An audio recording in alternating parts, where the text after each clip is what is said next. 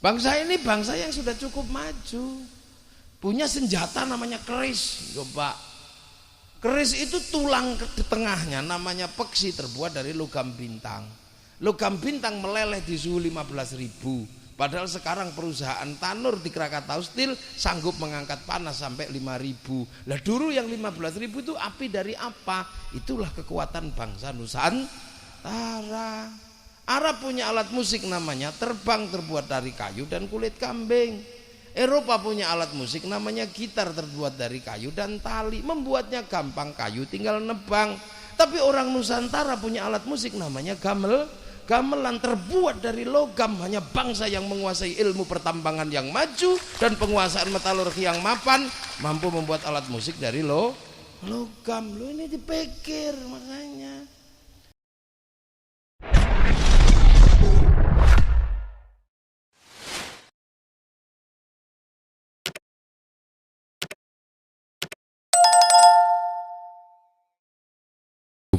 Warahmatullahi wabarakatuh.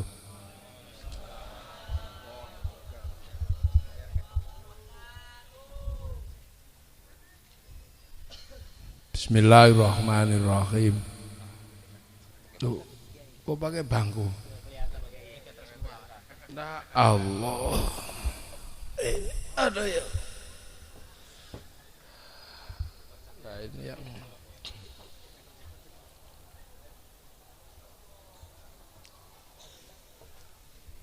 mau ngomong mama. Bismillahirrahmanirrahim. Bismillah, alhamdulillah, wassalatu wassalamu ala rasulillah Sayyidina Muhammad ibn Abdillah wa ala alihi wa ashabihi wa azwajihi wa dhurriyyatihi wa ahli baitihi wa man tabi'ahum bi ihsan ila yaumil qiyamah.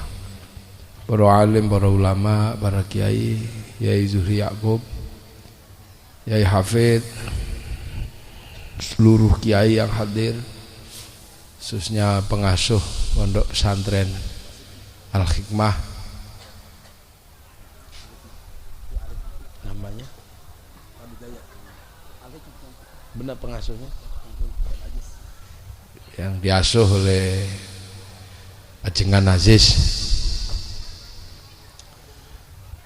anggota DPRD Tangerang yang saya hormati, seluruh pengurus Nahdlatul Ulama, khususnya pengurus cabang Nahdlatul Ulama Tangerang, ya, para pengurus NU yang baru dilantik, saya doakan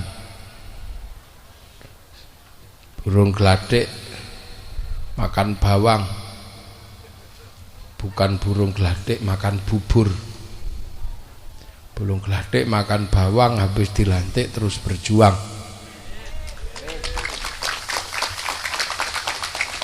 Bukannya burung gladek makan bubur, habis dilantik terus tidur. Kenapa?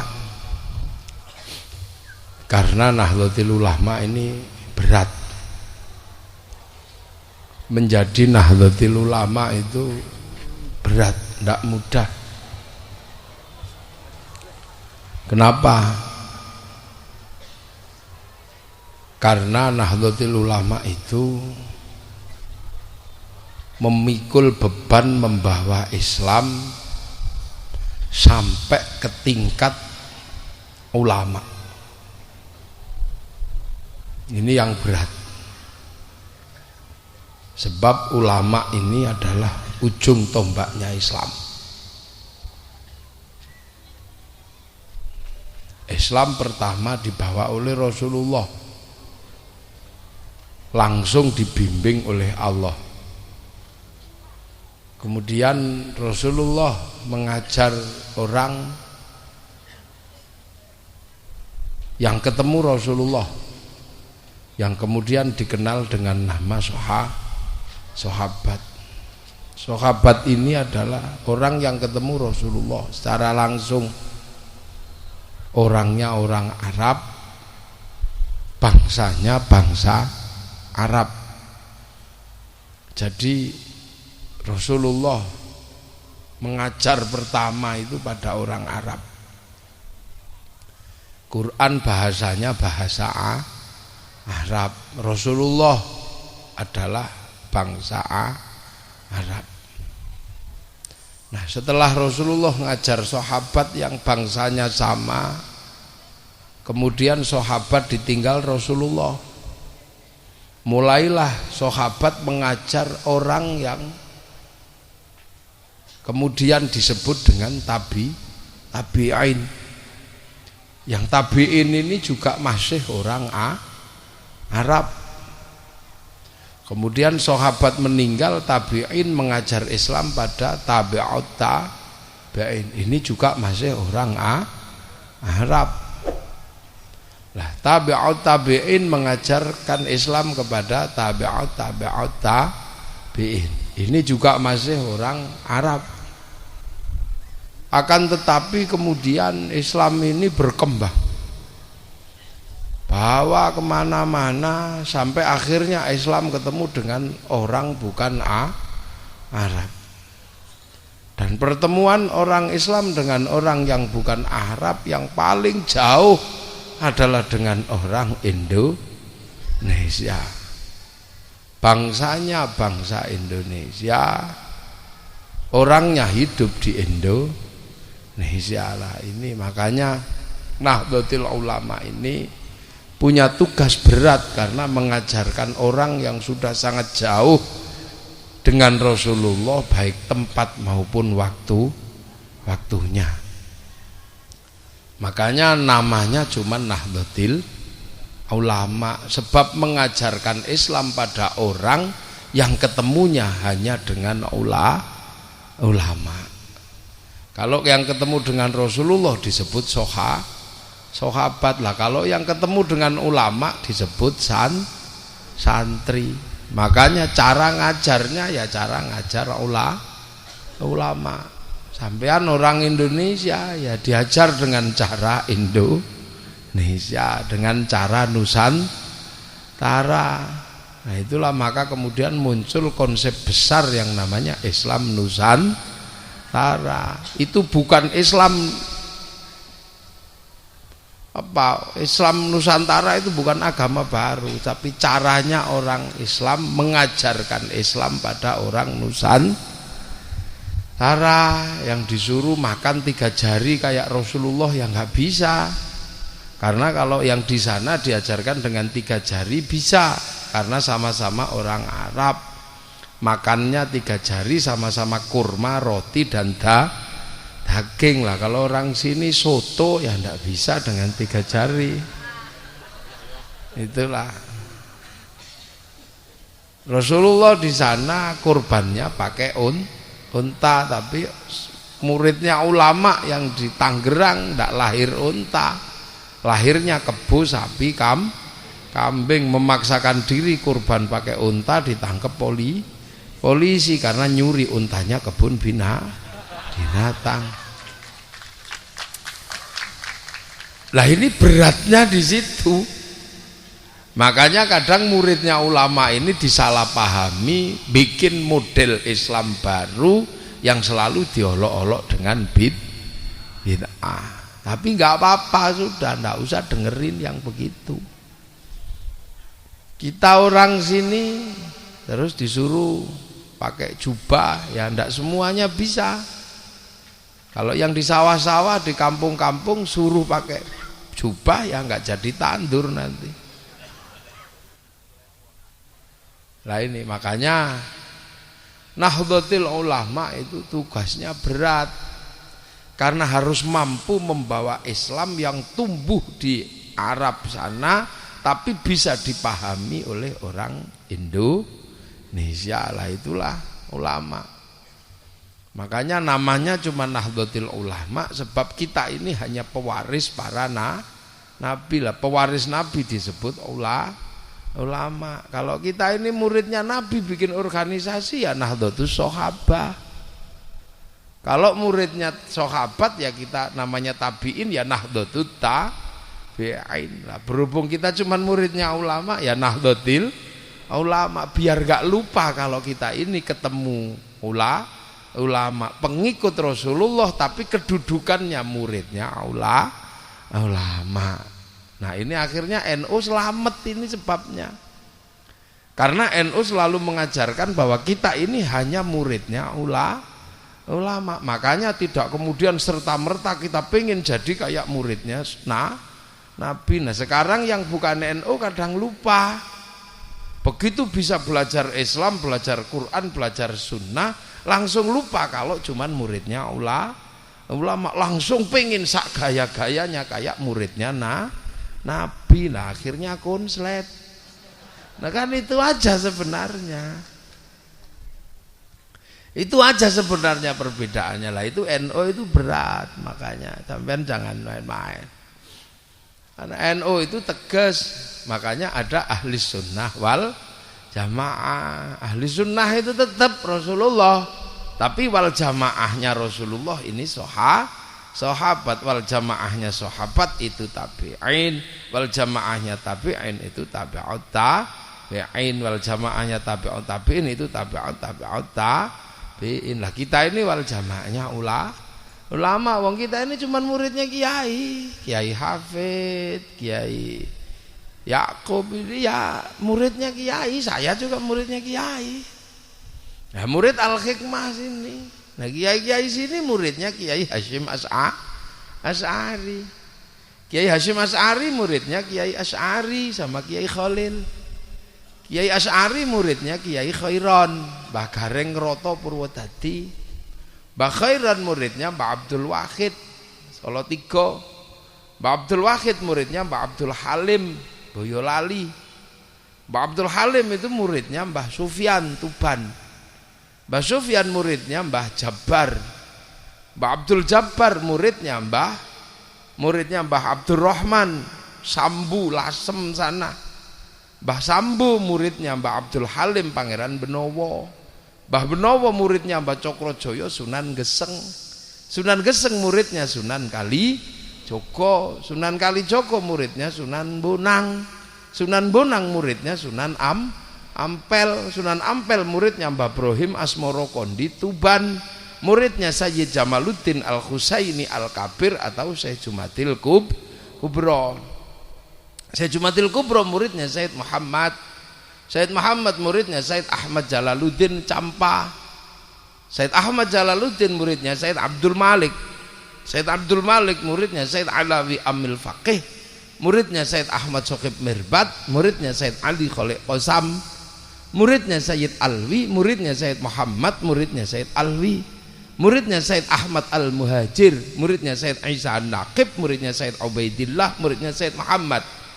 Muridnya Said Ali Uraidi, muridnya Said Ja'far Shadiq, muridnya Sayyid Muhammad Bakir, muridnya Said Ali Zainal Abidin, muridnya Sayyidina Hasan Husain, muridnya Sayyidina Ali. Nah ini yang muridnya Rasulullah Muhammad sallallahu alaihi wasallam.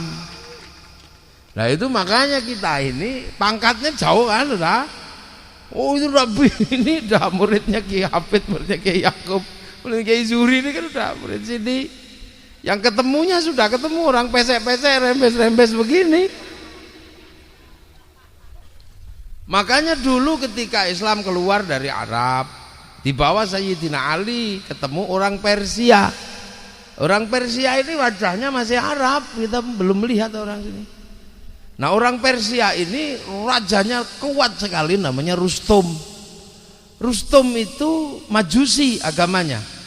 Sayyidina Ali enggak olok-olok kafir gitu ya enggak.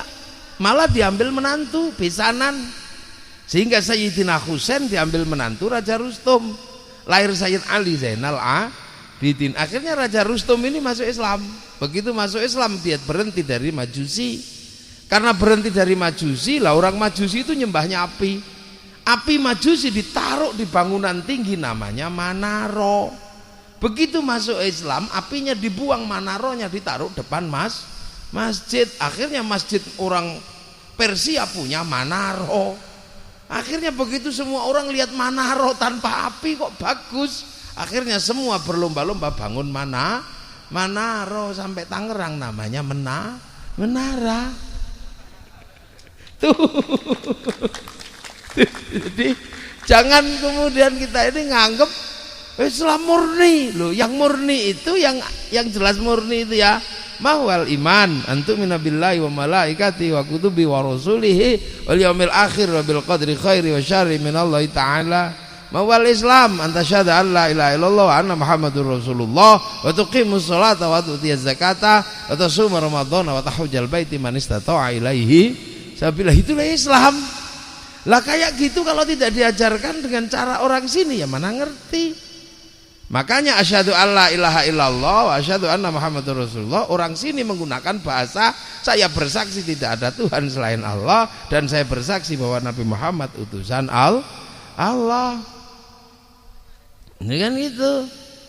Nah, makanya orang Arab kalau sholat ya menghadap Ka'bah lah. Kalau orang sini syatrul masjidil haram, mengarah-arah aja ke Masjidil Haram. Zakat, nah ya di sana zakat ya pakai gandum, sini pakai beras. Orang sana haji langsung ke Mekah, sini latihan dulu di alun-alun Tangerang. Pakai kain ihram tapi Ka'bahnya triplek, labbaik Allahumma hajjan ya gitu. Sana puasa, tidak lihat apa-apa tapi sini puasa. Setiap keluar rumah lihat jambu, lihat jeruk, lihat orang sini godaannya banyak karena buah-buahan banyak. Siang-siang lihat bakul dawet ya kepengen. Akhirnya daripada keluar rumah lihat yang aneh-aneh sama kiainya kamu tidur aja, nggak usah melek. Tapi ngeyel, akhirnya dikasih dalil naumuso imin ibadatun, tidurnya orang puasa itu ibadahnya tidur semua akhirnya. Ya karena tidur semua kiainya kesepian ya beli mercon. Nah ini jadi sebenarnya begitu, makanya ya. Loh makanya ulama itu tidak mudah, karena ulama itu tidak kemudian langsung boleh. Makanya jadi ulama NU itu tidak mudah, karena ulama ini mesti membuatkan cara agar Islam dimengerti oleh orang di mana itu berada. Nggak mudah. Ziarah kubur tidak boleh, gampang. Wong itu nggak perlu ke kuburan. Nah yang susah itu kan tetap ke kuburan tapi tidak musyrik. Ziarah kubur musyrik, gampang, cuman gitu aja. Yang susah itu tetap ke kuburan tapi tidak musyrik. Bikinkan caranya, maka dibikinkan tahlil istighosah. Mainan keris haram ya gampang. Yang susah itu orang tetap mainan keris tapi tidak musyrik. Ya bikinkan doa-doa agar kerisnya tidak musyrik. Itu Allah ke dunia ini bikin padi bukan bikin nasi. Yang susah itu membuat padi bisa dimakan sama manusia, bikin gilingan, bikin kompor, bikin macam-macam lah, itu yang susah. Lah kalau nggak mau bid'ah dalam urusan padi jadi burung emprit, gampang, todol tuk dilek itu selesai. Lah makanya jadi ulama itu berat. Iya kan berat. Kalau langsung nyuntuh sahabat gitu ya ada yang bisa ada yang enggak. Zikir kalau sahabat cuman diem begini. Wong sahabat murid Rasulullah, berada di samping Rasulullah, masuk wifi-nya Rasulullah ya sama-sama online. Iya kan? Lah kalau muridnya ulama di sini terus diem begini ya tidur. Lah ini maka wal jamaah berbeda, maka sunnah harus bisa dipahami oleh wal jamaah berbeda. Makanya ulama dulu ketika datang ke setiap bangsa punya pikiran yang sangat maju. Orang-orang ulama ketika ya tak urut ya saya kemudian dibawa oleh Sayyidina Ali. Sayyidina Ali punya putra Sayyidina Husain. Sayyidina Husain punya putra Sayyidina Ali Zainal Abidin. Semakin jauh punya putra namanya Sayyid Muhammad Bakir, tambah jauh. Punya putra Sayyid Ja'far Shadiq, tambah jauh. Punya putra Sayyid Ali Uraidi, tambah jauh. Punya putra Sayyid Muhammad, tambah jauh. Punya putra Sayyid Ubaidillah, tambah jauh.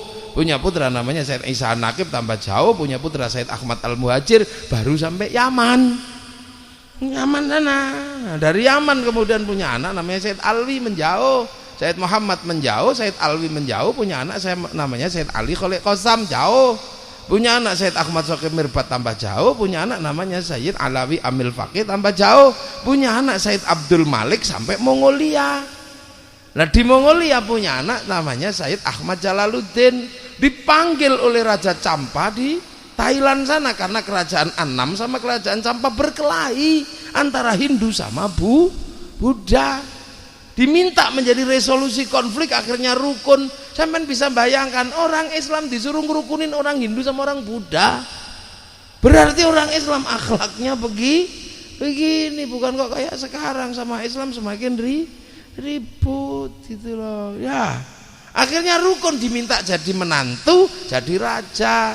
Punya anak Sayyid Muhammad sampai Paseh, punya anak Sayyid Jamaluddin Al-Husaini Al-Kabir masuk Nusantara, ketemu orang jelek-jelek, pesek-pesek, rembes-rembes begini. Yang orang Nusantara yang sudah punya agama, agamanya apa? Hindu, punya bangsa namanya Majapahit. Di sini ada Pajajaran, dua bangsa besar yang nggak main-main. Omong lebih sudah sangat pinter orang sini. Orang saya Jumadil Kubro, saya Jamaluddin datang bilang, "Rus, orang sini nanti dulu kalau masih di sawah padi. Kalau sudah dipanen gabah. Kalau sudah digiling namanya beras. Kalau cuil-cuil namanya menir, buntel daun namanya lontong, buntel janur namanya tupat, tidak dibungkus namanya nasi. Gondol cecek siji jenenge upo, uplek-uplek namanya ndak keangkat garing namanya intip, nggak kemakan terus garing namanya karak. Sana cuman terus itu susah. Bangsa ini bangsa yang sudah cukup maju, punya senjata namanya keris. Coba, keris itu tulang di tengahnya namanya peksi, terbuat dari logam bintang. Logam bintang meleleh di suhu 15.000. Padahal sekarang perusahaan tanur di Krakatau Steel sanggup mengangkat panas sampai 5.000. Lah dulu yang 15.000 itu api dari apa? Itulah kekuatan bangsa Nusantara. Arab punya alat musik namanya terbang, terbuat dari kayu dan kulit kambing. Eropa punya alat musik namanya gitar, terbuat dari kayu dan tali. Membuatnya gampang, kayu tinggal nebang. Tapi orang Nusantara punya alat musik namanya gamelan, terbuat dari logam. Hanya bangsa yang menguasai ilmu pertambangan yang maju dan penguasaan metalurgi yang mapan mampu membuat alat musik dari logam. Lo ini dipikir makanya. Jadi Islam ketika masuk ke sini bukan ketemu orang goblok itu, temu dengan orang pinter-pinter. Makanya yang datang ke sini para wali, yang pinter-pinter, bukan orang yang goblok-goblok itu. Jangan dikira kita ini terus tiba-tiba pelajaran yang disampaikan oleh para wali, pelajaran goblok, pelajaran pinter-pinter itu. Islam masuk ke Afrika ketemu hutan belantara. Islam masuk ke Eropa ketemu negeri yang bodoh, tapi masuk ke sini negeri di dunia yang sanggup menaklukkan Mongolia, negeri ini. Jadi sampai jangan membayangkan negeri ini goblok. Negeri ini bangun telaga cuman semalam, cuman gitu aja, sangkuriang gitu aja cuman. Jadi nggak perlu lama-lama, itu nggak perlu. Negeri ini negeri yang kuat dari dulu. Makanya ketika Gus Dur sakit ini kan 7 kali stroke nggak mati. Itu dunia geger, kok ada orang stroke 7 kali nggak mati. Jadi presiden lagi nggak bisa jalan, udah nggak bisa lihat, jadi presiden. Dunia itu gempar. Kenapa orang begini bisa jadi presiden? Artinya orang ini adalah mutiaranya dunia.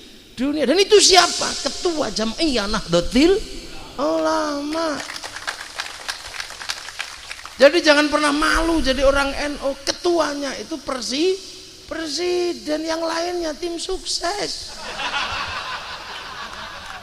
Kenapa kita mesti malu kalau NU dibilang bodoh? Ketuanya presiden. Kita ini malu. Pendirinya Kiai Hasyim Asy'ari, satu-satunya ulama yang pulang ke Indonesia yang mendapatkan gelar Hadratus Syekh, itu Kiai Hasyim Asy'ari. Syarat untuk mendapatkan gelar Hadratus Syekh itu harus hafal Kutubus Sittah beserta rijalul hadisnya. Artinya Kiai Hasyim hafal Sahih Bukhari, Muslim, Sunan Abu Dawud, Nasai, Turmudi, Ibnu Majah. Pulang ke Indonesia. Makanya waktu Indonesia berdiri, sang satu-satunya ulama yang menjadi ketua persaudaraan ulama hanya Kiai Hasyim Asy'ari. Kita nggak boleh malu dengan Kiai Hasyim. Sama orang yang punya hati satu terus untuk segala macam itu nggak usah kita pikir. Sekarang kan NU diolok-olok sama orang dengan senjata hati satu, kullu bid'atin dolalah wa kullu dolalatin finnar. Persis kayak kunci Inggris. Satu kunci untuk membuka segala macam gitu. Udah ngapain kita? Nggak ada sampai sekarang orang sekuat Kiai Hasyim ilmunya. Pancasila berdiri ketika ribut persoalan ini syar'i atau tidak, yang dimintai pertimbangan Bung Karno siapa? Kiai Hasyim Asy'ari. Dan Kiai Hasyim Asy'ari untuk mempertimbangkan Pancasila betul tidak secara syar'i, cuman puasa 3 hari, menghatamkan Fatihah dengan sekali Fatihah iyyaka na'budu wa iyyaka nasta'in diulang 350.000 kali. Kuat sampean. Kemudian setiap malam istikharah 2 rakaat. Rakaat pertama surat At-Taubah 41 kali, rakaat kedua surat Kahfi 41 kali. Loh, terus sampean kuat. Lah itulah NU, maka NU itu besar. Truknya ibarat truk ini kendaraan besar. Karena kendaraan besar penumpangnya macem-macem. Yang 5 waktu rajin ya naik, yang senengannya Jumat tok ya naik, yang setahun sekali riayan ya naik, kadang ada bandar dadu ya naik. Nah itulah NU, penumpangnya macam-macam. Karena NU adalah Jam'iyah Nahdlatul Ulama, yang ulama punya tugas membawa siapapun harus masuk ke dalam agama Allah dan dihantarkan dengan husnul khotimah. Makanya NU jalannya lambat karena kegedean. Gendeng gitu, cepet-cepet mabuk semua nanti. Nah yang lain kan kendaraan kecil, jadi nggak usah ribet semua. Kendaraan kecil-kecil karena penumpangnya monoton. Yang boleh numpang yang jenggoten tok, gitu aja. Yang cingkrang tok gitu, yang yasinan suruh turun, tahlilan suruh turun. Makanya jalannya cepet-cepet, tapi dikit-dikit nabrak, kan gitu aja. Ada yang jalannya wing, tahu-tahu nabrak sapi prok gitu ada. Tak usah kaget kita itu. Nah ini karena NU itu orang tua. Nahdlatul Ulama berdiri tahun 26, tapi penumpangnya itu semenjak Islam masuk ke Indonesia. Begitu saya Jumatil Kubro lihat ini gimana, sudah disebar dululah murid-muridnya yang terdidik. Punya murid namanya Syamsuddin, disuruh pindah Jawa Barat, bikin pesantren Al-Quran pertama di Jawa Barat di daerah Kerawang, dikenal dengan nama pesantren Kuro. Akhirnya Syekh Syamsuddin dikenal dengan nama Syekh Kuro. Syekh Kuro punya murid namanya Datuk Kahfi, pindah Amparan Jati Cirebon, pusat peribadatan orang Hindu, yang di situ akhirnya punya murid namanya Syarif Hidayatullah Sunan Gunung Jati, yang akhirnya momong keturunan dari Pajajaran langsung, ada Rara Santang, Walang Sungsang, Kian Santang. Lah ini yang dimong. Akhirnya putranya dikirim ke Jawa Barat sini, namanya Banten dengan nama Sultan Hasanuddin. Nah ini kan dibagi dulu. Nah saya Jumatil Kubro punya anak namanya Ishak, pindah langsung ke Banyuwangi sana. Punya anak Raden Paku Sunan Giri, makamnya di Gresik. Putra saya Jumatil Kubro yang satu namanya Ibrahim. Lah Ibrahim pindah Tuban, punya anak Raden Rohmat Sunan Ampel, pindah Surabaya. Nah gitu jaringan ulama awal. Begitu lihat Nusantara, lah inilah negeri yang akan menjadi prototip negeri masa depan dunia. Begitu lihat ini, ketika lihat Al-Quran ada ya ayuhan nas, ada manusia. Inna khalaqnakum min dzakarin, ada orang laki-laki, wa unsa, dan ada perempuan. Wa ja'alnakum syu'uban, ada bangsa, wa qabaila, dan suku sudah ketemu di mana-mana. Ada bangsa Arab ya satu bangsa, ada bangsa Cina satu bangsa. Lah di mana proses ta'aruf ini kalau orang mau membentuk pertemuan bangsa-bangsa, baru ketemu di Nusantara ada bangsa yang berbeda-beda, itu baru di sini. Orang ketemu orang Arab itu satu bangsa, orang ketemu orang Eropa satu bangsa Nordik. Tapi begitu orang ketemu bangsa-bangsa yang berbeda-beda, itu di mana? Di sini. Negro ada, Cina ada, lengkap di sini. Nah, ini bagaimana membangun ta'aruf, konsep li ta'arufu harus dibentuk di sini. Nah, ini yang kerja para ulama. Tapi nggak bisa dibentuk. Kenapa? Karena kasta-kasta, karena ada raja, ada hamba nggak punya hak milik, hanya punya kewajiban. Kasta-kasta nggak bisa bersatu, kelihatannya bersatu tapi tidak bisa. Makanya para ulama bikin konsep bagaimana Islam mampu menjadi tulang punggung perbedaan ini. Maka ditawarkan konsep baru yang sebelumnya belum dikenal, apa? Konsep hidup bersama, namanya musyarakah. Musyarakah itu konsep hidup bersama, tanpa ada kasta, tanpa ada raja, tanpa ada hamba, hidup bersama. Yang diserap ke bahasa Indonesia menjadi masyarakat, itu konsep pertama. Hindu bersatu, kasta bersatu dengan musyarakah. Begitu musyarakah masuk menjadi sistem baru di Nusantara, kemudian tidak ada lagi raja dan hamba, terus adanya siapa? Semua harus saling bertanggung jawab. Lah yang punya konsep sebesar itu Rasulullah, kullukum ra'in wa kullukum mas'ulun an ra'iyati. Maka hilangnya raja dan hamba digelebur menjadi kalimat ra'iyah yang kemudian diserap menjadi bahasa rakyat. Begitu sudah muncul bahasa rakyat, tidak ada lagi kafir di Nusantara. Sebab orang yang menghalangi orang beribadah dan menentang agama Allah, itu namanya kafir. Begitu orang kafir sudah saling hidup bersama, namanya dhimmi. Begitu dhimmi saling bertanggung jawab, namanya ra'iyah. Maka begitu setiap kepala disebut ra'iyah, tidak ada lagi kafir di Nusantara. Ini loh sebabnya maka Nahdlatul Ulama tidak serta-merta kafir, tidak ada. Karena ra'iyah, sampean ini ra'iyah, rakyat, sampean ini bukan kafir. Wis ngerti saiki? Maka yang kafir pasti bukan NU walaupun ngaku NU. Ngerti?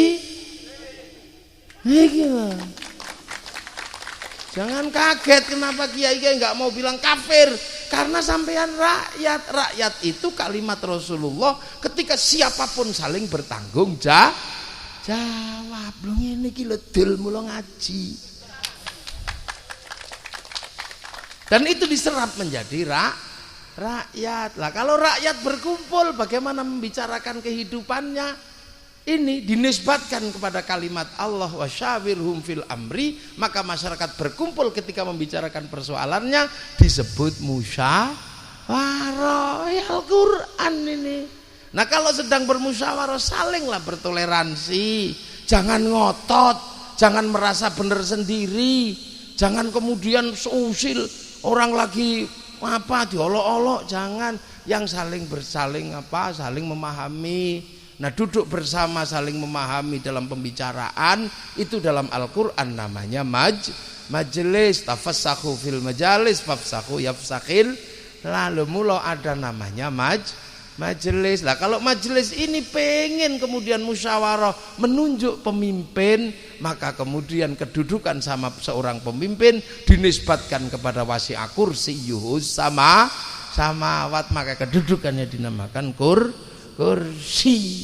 Ini Islam carane membangun bangsa dan negara. Bahwa kemudian setelah ini jadi semua, anak-anak cucu yang bertempat di dalam teritori Nusantara disebut wilayah. Artinya apa? Al-wali meninggalkan wilayah. Bahasa Arab iku. Makanya sampean jangan sok-sokan. Wali dengan harapan la khaufun alaihim walahum yahzanun. Akhirnya orang sini tenang. Makanya lah ini akhirnya dari wilayah ini kemudian dibangun bagaimana orang berbeda-beda ini tetap bisa bersatu. Makanya para ulama dulu mengajarkan agar yang berbeda-beda tetap bersatu. Kalau makan ayo bersama sama, makan nasinya jangan dibagi dulu, jadikan tumpeng biar nanti kalau pada datang baru dibagi, biar rukun. Ayamnya jangan disobek-sobek dulu, potong aja jadi satu biar nanti semuanya datang baru dibagi.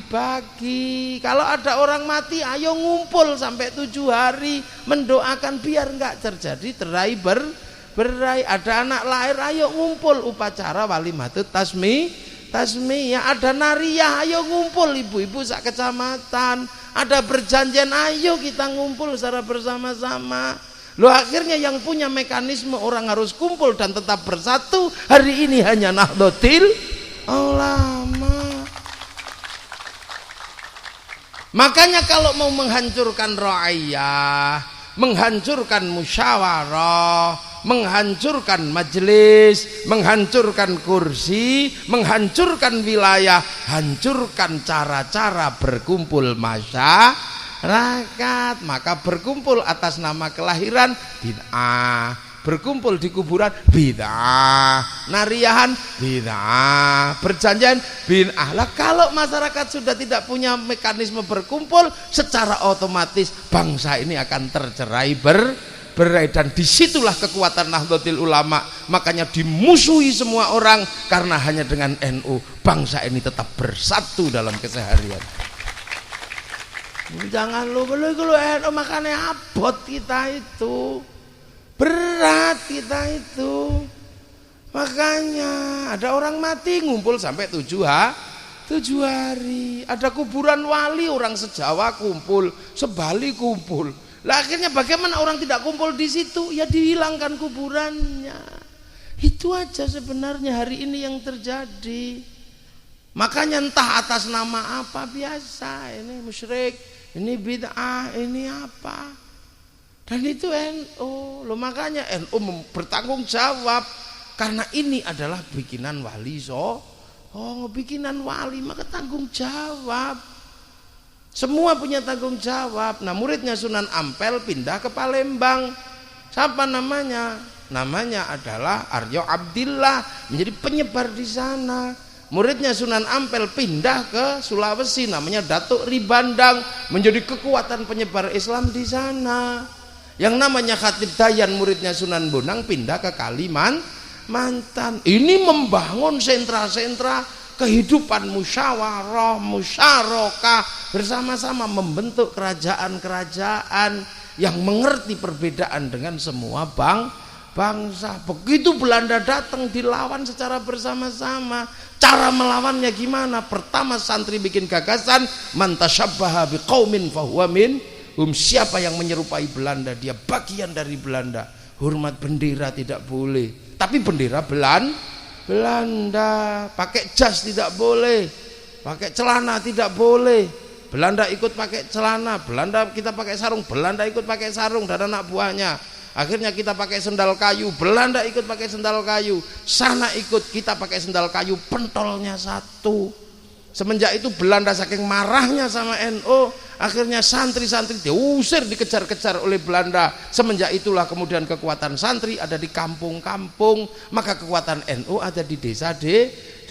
Kalau kemudian NU dibilang desa, santri dibilang desa, kami bangga karena itu adalah akibat perlawanan kami kepada Belanda. Jadi jangan dikira kita lah begitu ngelawan itu ada kabar makam Rasulullah mau dibongkar. Yang bongkar siapa? Ya Wahabi, yang sekarang dikenal dengan model ISIS itu dan simpatisannya. Mau bongkar makam Rasul. Kenapa mereka mau bongkar makam Rasul? Ya mereka punya keyakinan yang kayak Evi itu sama, bahwa Rasulullah itu sesat sebelum umur 40. Loh itu keyakinan mereka, bukan Evi. Evi itu cuma satu aja, yang lain banyak. Rasulullah itu sesat. Maknanya memang bahwa jataka bolam fata, versi mereka memang Rasulullah ditemukan dalam keadaan sesat. Makanya karena Rasul sesat bingung di gunung itu.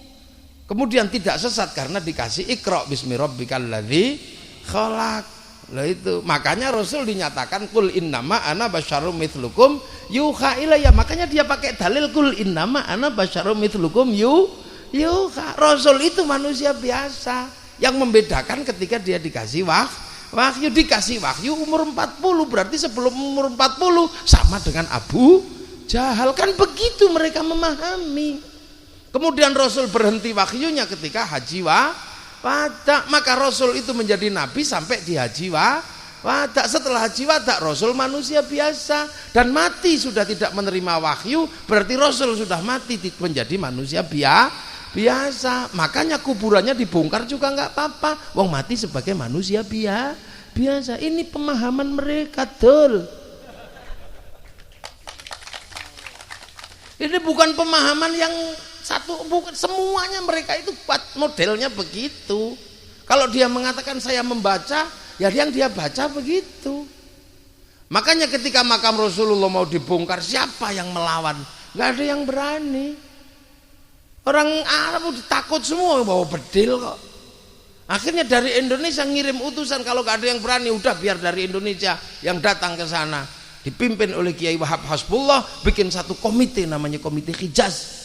Begitu sampai sana, ya nggak ada teman, wong lari semua sudah. Siapa temennya? Nyari orang nggak ada temen.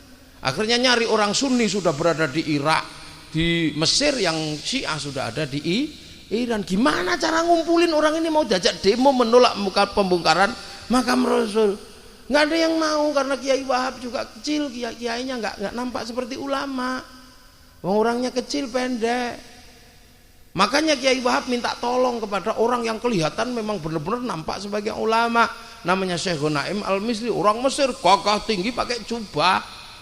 Tolong dong bantu aku ini. Akhirnya dibantu, orang Syiah, orang Sunni dikumpulin, karena yang ngundang adalah Syekh Naim, maka orang sana mau karena kelihatan gagah. Nah kalau Kiai Wahab kan kayak sampean-sampean gini, ini orang NU. Tapi akhirnya kemudian Syekh Naim pidato, para hadirin wal hadirat, sesungguhnya yang punya hajat bukan saya, tapi Kiai Wahab Hasbullah. Ini adalah murid Hadratus Syekh Hasyim Asy'ari. Hah? Ini murid Hadratus Syekh? Nggak ngomong dari kemarin kamu. Coba kamu kalau ngomong dari kemarin, kami pasti datang, karena kamu murid orang yang hafal Kutubus Sittah. Itu lah, akhirnya Kiai Wahab pidato begitu. Di sini Syiah, di sini Sunni, ya nggak rukun. Melihat situasi begitu, Kiai Wahab, para hadirin, saya mohon maaf, saya ini santrinya Kiai Hasyim. Saya diutus guru saya untuk ngumpulin saudara-saudara di sini. Tapi sebelum saya pidato, ada yang mau saya tanyakan. Apa Kiai? Tanyalah.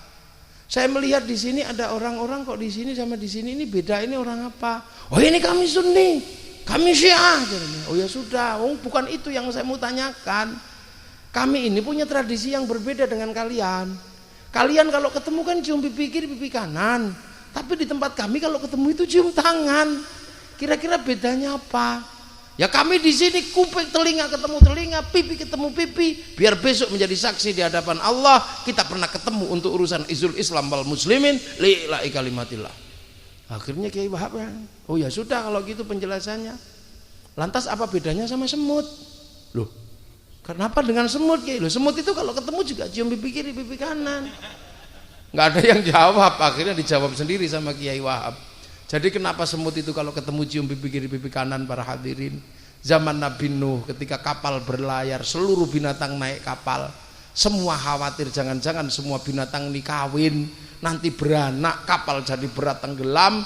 Maka Nabi Nuh punya kebijakan, seluruh burungnya binatang ini dilepas satu-satu, dilepasi manuknya ini, burungnya ditaruh di lemarinya Nabi Nuh.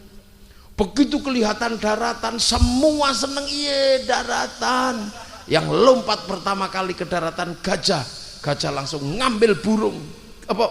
Yang pertama kali lompat kuda, kuda begitu lompat ngambil burung, keliru burungnya gajah. Nah kiai-kiai ulama mikir, ini Quran nggak ada, hadis ya nggak ada cerita begini. Kiai Wahab terus cerita, akhirnya semua dibagi burungnya masing-masing dan semua mengelana di muka bumi yang baru. Tinggi dalam lemari tinggal ada 2 burung. Ini burung siapa? Burungnya semut itu Nabi. Lah semutnya mana? Nggak tahu, tunggu aja ya, nanti kalau semutnya kembali kamu pasang semutnya.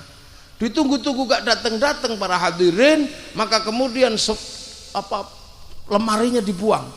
Karena lemarinya dibuang, burungnya semut katut di situ. Akhirnya sampai sekarang semut kalau ketemu temannya selalu bertanya, burungmu udah ketemu belum?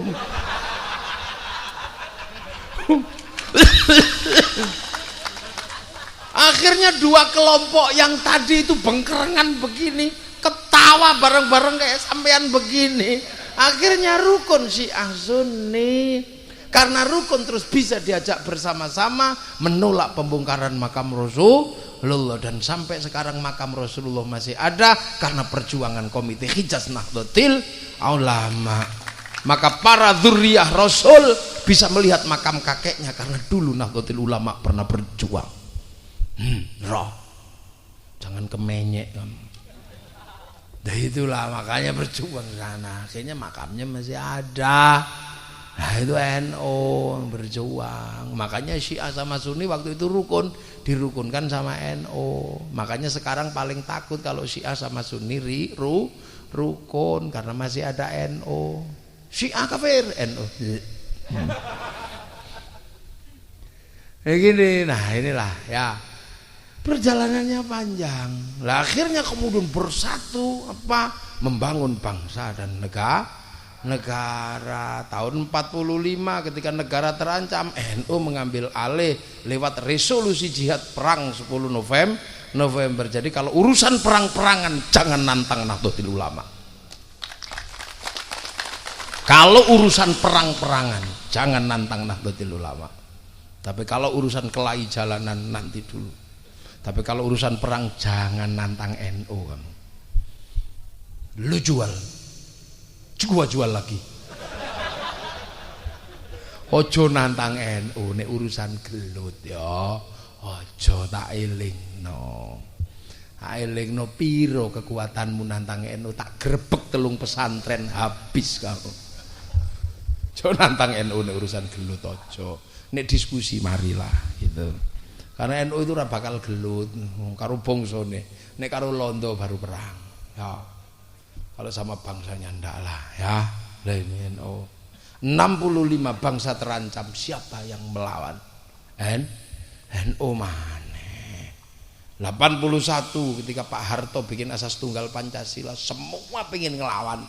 Yang menerima siapa? NU. Loh. Ini loh, makanya sampean jangan ini loh. NU itu sejarahnya panjang, makanya ngomong Islam di negeri yang jauh itu tidak mudah. Makanya NU ini punya cara-cara dan strategi batiniah dan strategi diniyah yang kadang orang tidak ngerti. Orang nggak ngerti. Kayak sholawatan yang rame-rame itu siapa sih yang mulai kalau bukan santri NU? Agar orang ini, ulama ini memperkenalkan Rasulullah pada orang yang tidak kenal. NU semua itu yang mulai dulu. Dari mulai yang diajarkan Kanjeng Nabi Muhammad, lahir neng Mekah, dinane Senen 12 Mulut tahun gajah, itu yang kampung-kampung itu NU dulu yang ngajari. Kalau bukan ulama NU siapa? Yang santri-santri diajari marhaban ya nurul aini, marhaban. Ini NU yang ngajari dulu. Wassalamun mustamirun kullakini antajandat. NU itu yang ngajari. Yang tua-tua, halo ya Nabi, salam alaika. NU itu yang ngajari. Sampai tumbuh mahabbatir Rasul sehingga anak-anak itu bisa diajak bawa bendera ke lapang. Kalau gak disiapkan NU dari mana? Gak ada yang bawa bendera tul. Yang ibu-ibu diajarkan ya Rasulullah salamun alaika. NU itu yang ngajari. Yang diajarkan ya Rasulullah salamun alaik ya rafi'a sya'ni wa antaraji. Terusannya gimana itu?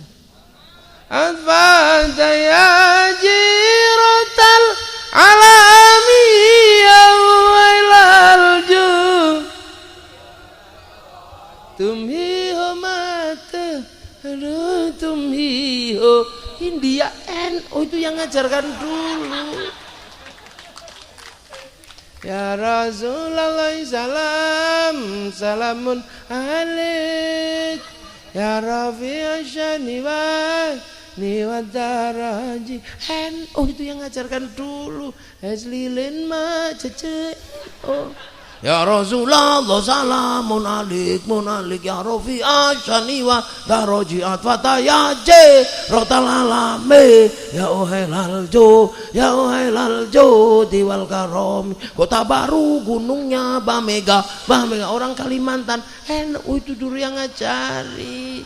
Jangan lupa yang lain belum ngajarkan apa-apa sehingga sekarang mahabbatir Rasul bangkit. Embrionya yang nanem siapa? Kamu panen, jangan lupa yang nanem dul. Tiba-tiba begitu kamu panen lupa yang nanem padi, gimana sih lo? Jangan lupa. Nah sekarang diajarkan sama Habib Syekh ya nana ya nana ya nana ya nana ya nana Nabi Muhammad zalikal fadlu min Allah. Gogok ya nah gogoknya itu saya yang nggak bisa kalau pertamanya taruhan bagus saya, tapi gogoknya nggak bisa saya, padahal yang mahal gogoknya itu. Ya, akhirnya kemudian anak-anak berbondong-bondong ke alun-alun.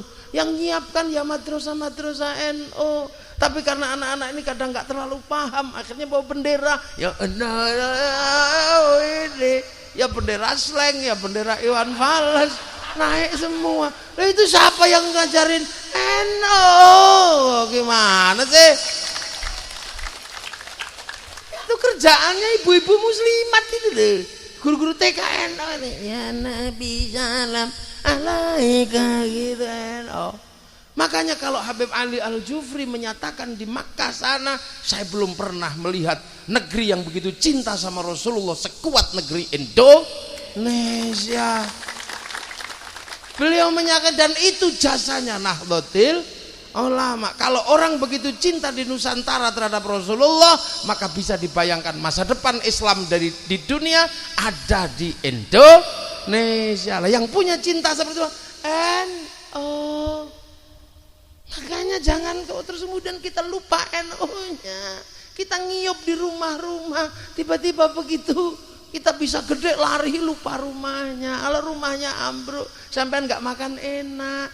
Yang ternak kambing siapa? Santri NU. Dan itu bilangin,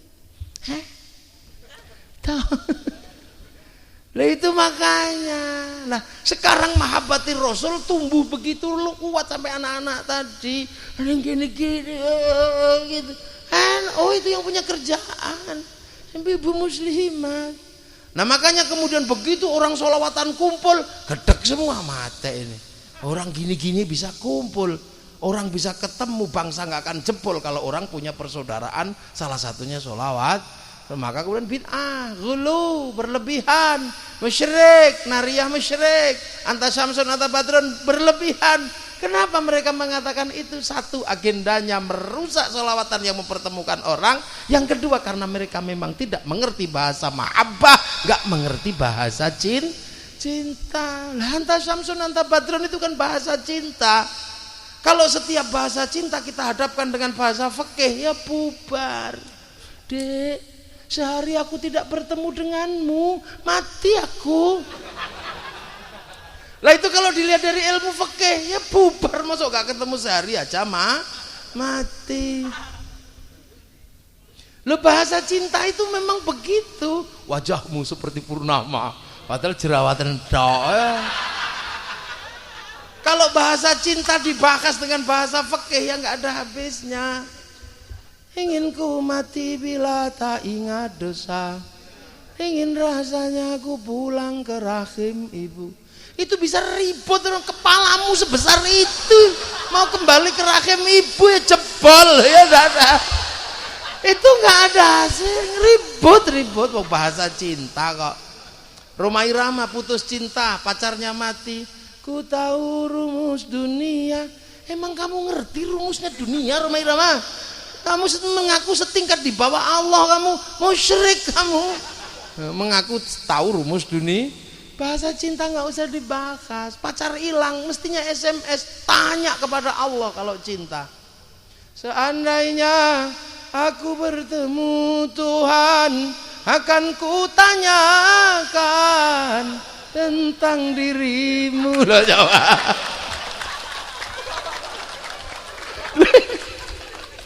Orang itu kalau bahasa cinta memang begitu. Apa kamu gak ngerti Quran? Ala bidzikrillah tatmainnul qulub. Hanya zikir menenteramkan hati, tapi kalau orang jatuh cinta tambah zikir tambah mumet. Hanya dirimu yang bisa membuatku tenang. Tanpa dirimu aku merasa hilang dan sepi. Oh syrik kamu gak punya Allah ya. Tanpa dirimu merasa hilang dan sepi, lupa Allah kamu loh yang ada habisnya. Lu makanya jangan ditabrakkan Quran sama Quran. Kalau ditabrakkan tabrakan. Ya idza arada syai'an ayyaqula lahu kun fayakun, bisa tabrakan sama khalaqus samawati wal ardi fi sittati ayyamin. Innallaha ala kulli syai'in qadir, bisa tabrakan dengan innallaha la yughayyiru ma biqaumin. Ilmu Al-Quran dan ilmu fikih kalau nggak hati-hati tabrakan. La talbisul haqqo bil batil. Tapi Imam Syafi'i bikin hujjah darul mafasid muqaddamun ala jalbil masalih, ad-daruratu tubihul mahdhurat. Quran bunyinya tegas. Innani anallah la ilaha illa ana fa'budni. Tiba-tiba Ibnu Athaillah As-Sakandari buka hikam min alamatil i'timadi alal amal nuqsanur raja'i 'inda wujudi zalal. Tabrakan kabeh, mulo kabeh pakai ilmu. Apalagi bahasa cinta jangan diukur dengan fikih. Maka yang paling pintar menggambarkan bahasa cinta itu siapa? Ibnu Katsir dalam kitabnya Qissatul Anbiya menjelaskan burung emprit yang jatuh cinta. Dia berbicara dengan luar biasa di samping singgasananya Nabi Sulaiman. Dia lupa kalau Nabi Sulaiman itu ngerti bahasa binatang. Diemprit. Apa mas emprit? I love you, diemprit. Lah emprit perempuannya ini pret gitu.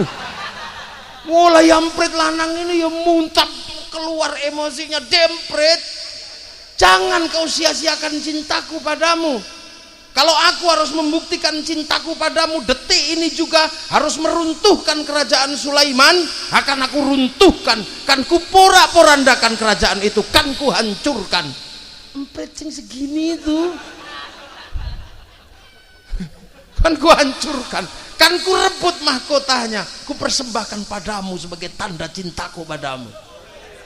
Wah itu burung empret yang segini itu. Lah Nabi Sulaiman yang denger itu ya senyum langsung. Walapret lambemu. Lah tiba-tiba burung empritnya itu bilang, ya Sulaiman, jangan begitulah, mengertilah. Inilah kalimat emprit kalau lagi jatuh cinta katanya. Lah ini lah ya. Jadi udah kalau cinta itu begitulah, kita cinta sama Rasul, makanya ya anta syamsun anta badrun, dan jangan mengaku cinta Rasulullah kalau kau katakan orang tuanya masuk neraka. Nah inilah, maaf ini cari sing ulangi Bang. NO orang haji sekarang karena belum ke sana, ke alun-alun manasik haji, labbaik Allahumma hajjan, Ka'bahnya triplek, itu yang ngajari siapa dulu? NO dul. Orang sholat kalau belum datang ditunggu dengan pujian biar jamaah. Rabbana Rabbana sabana apa? Urusan begitu-begitu. Makanya orang kalau ikut NU aman. Yang bodoh-bodoh ikut NU aman. Enak karena dikirnya gedek-gedek sambil bunyi. Kalau nggak ikut NU nggak denger kamu apa bunyinya. Baca apa dia? Mbok nggak tahu aku loh, nggak enak NU.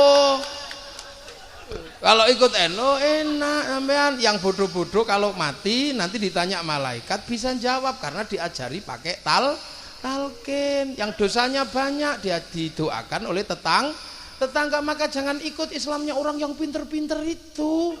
Yang pahalanya sudah banyak, nggak perlu doanya tetangga, itu orang masuk surga semua nanti. Nggak usah ikut itu, sampean bodoh-bodoh. Tarweh ya 20 kalau NU. Yang 8 nggak usah diikuti, wong kita nggak ngerti di akhirat yang bener berapa. Tapi kalau 20 pasti aman. Nanti di sana bener 8, kita punya sisa 12. Kalau yang bener 20, yang kurang 12 cari di mana? Udah tenang aja. Nanti pada akhirnya kita akan melihat semua orang akan berbondong-bondong menjadi Nahdlatul Ulama. Tanda-tandanya jelas sekarang udah mulai nampak. Tanda-tandanya jelas. Yang dulu anti Sayyidina sekarang sudah mau. Karena dalilnya sudah tahu. La taj'alu du'a ar-rasuli bainakum ka du'a ibadikum ba'dha. Tapi masih malu-malu. Sehingga pakai nabiyina, baginda, rasulina. Nanti juga Sayyidina lama-lama. Udah tunggu aja. Yang sekarang pakai tumpeng ndak mau, pelan-pelan tak lihat sudah mau. Sudah nyuguh mangan walaupun nasi kotak. Udah mau pakai suwiwi tok, udah mau karena McD jualnya McWing. Ya, Ilharuhi tak lihat juga sudah mulai mau. Semoga arwah. Ya udah, yang mau tanya suwo haram sekarang mau, tapi ruqyah sama aja. Tenang aja, semua kembali pada NU. Sudah aja. Alat musik dulu nggak mau. Apa itu haram, sekarang mau tapi pakai mulut. Makanya mereka pelan-pelan selalu mengatakan NU jelek dan mengatakan mari kembali pada Quran dan Sunnah. Saya cuma jawab, ya kembalilah, kan kamu pernah pergi, aku kan belum kemana-mana, aku masih seperti yang dulu. Dan itu aja, ini gak usah pusing. Kembalilah, mari kembali pada Quran dan Sunnah. Yang Bali, kan kamu pernah pergi, aku kan belum pernah kemana-mana, aku masih seperti yang dulu. Assalamualaikum warahmatullahi wabarakatuh. Allahumma sholli ala sayyidina Muhammad. Saya tak pamit saya langsung ke bandara soalnya pesawat jam 2, sekarang jam 12 ya. Matur nuwun, ngapunten Kyai Suri.